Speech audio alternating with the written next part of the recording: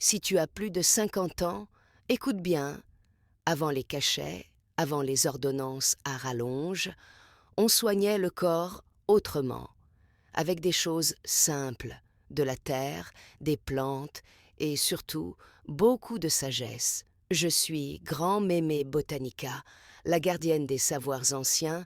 Je partage ici les remèdes simples et vrais de nos aïeux pour prendre soin du corps.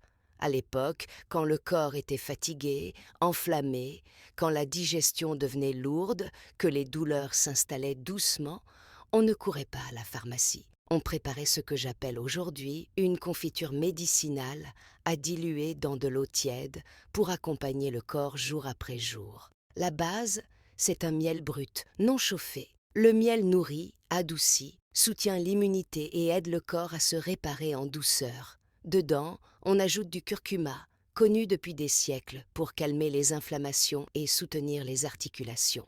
On y glisse aussi du gingembre qui réchauffe, relance la digestion et aide quand le corps devient lent avec l'âge. Ensuite vient le poivre noir, très important parce qu'il permet au corps d'assimiler correctement le curcuma. Sans lui, le curcuma passe, mais n'agit presque pas. Une pincée de piment doux ou cayenne pour activer la circulation, réveiller l'énergie.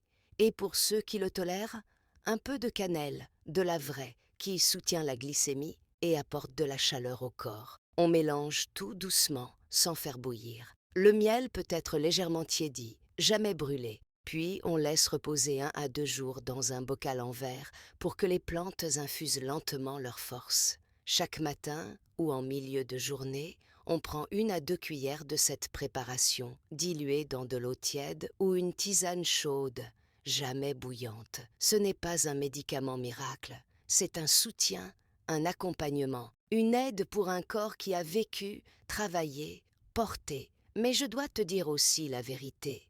Cette préparation n'est pas faite pour tout le monde. Si tu as des problèmes de glycémie mal équilibrés, si ton estomac est fragile, si tu prends un traitement lourd, il faut être prudent, réduire les doses, écouter ton corps. Trop de piquant, trop souvent, peut irriter.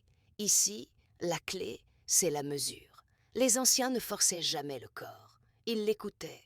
Si tu veux continuer à prendre soin de toi naturellement, avec respect et bon sens, abonne-toi. Ici, on transmet ce que le temps a validé. Abonne-toi pour découvrir les remèdes naturels d'autrefois, adaptés à la vie d'aujourd'hui.